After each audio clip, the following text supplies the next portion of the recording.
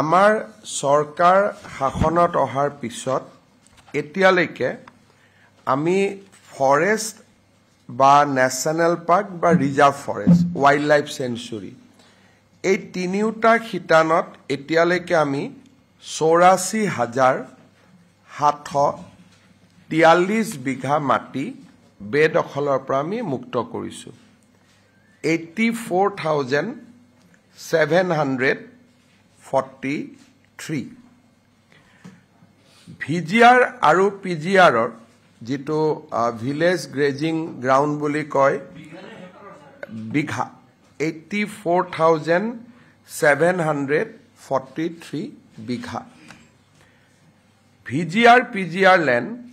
আমি এনক্ৰোচমেন্টৰ পৰা মুকলি কৰিছো 3,643 বিঘা আৰু যাক আমি খাস লেণ্ড বুলি কওঁ সাধাৰণ চৰকাৰী লেণ্ড তাক আমি বেদখলৰ পৰা মুক্ত কৰিছো 26,713 বিঘা আৰু আদাৰ্স অৰ্থাৎ সত্ৰ নামঘৰ মন্দিৰ এই ধৰণৰ মাটি আমি বেদখলৰ পৰা মুক্ত কৰিছো 4,449 বিঘা 4,449 বিঘা আৰু ইয়াক যদি আমি গোটেইখিনি একত্ৰিত কৰো তেতিয়াহলে আমি দেখা পাওঁ যে সৰ্বমুঠ যি আমাৰ এভিকশন হৈছে গোটেই কেটা যদি বিঘা আমি ধৰি লওঁ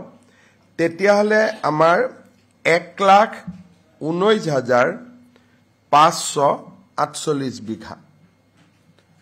আৰু গোটেইখিনি যদি আমি স্কয়াৰ কিলোমিটাৰ হিচাপত থব যাওঁ তাই ৰাফলি 160 স্কয়াৰ কিলোমিটাৰ অৰ্থাৎ 160 স্কয়াৰ কিলোমিটাৰ ভূমি বেদখলকাৰীৰ হাতৰ পৰা মুক্ত কৰা হৈছে আৰু আমি যদি অকনমান আৰু চাব যাওঁ যে কোনখিনি স্পেসিফিক জাগাত আমি বহুত বেছি এভিকশন হৈছে শোণিতপুৰ জিলাত আমি 39,527 বিঘা মাটি বেদখলৰ পৰা মুক্ত কৰিছো যাক আমি মোস্টলি বুঢ়া চাপৰি বা ৰিজাৰ্ভ ফৰেষ্ট বুলি আমি ক'ব পাৰো লখিমপুৰ জিলাত আমি 13,481 বিঘা আমি মাটি বেদখলকাৰীৰ পৰা মুক্ত কৰিছো যাক পভা ৰিজাৰ্ভ ফৰেষ্ট আদি আছিলে গোৱালপাৰা জিলাত 8,280 বিঘা মাটি এই পৰ্যন্ত বেদখলৰ পৰা মুক্ত কৰা হৈছে দৰং জিলাত 17,905 বিঘা মাটি আমি বেদখলকাৰীৰ পৰা মুক্ত কৰিছো আৰু হোজাই জিলাত যত লামডিং ৰিজাৰ্ভ ফৰেষ্ট আছিলে হোজাই জিলাত আমি 10,749 বিঘা মাটি আমি বেদখলকাৰী হাতৰ পৰা মুকলি কৰিছো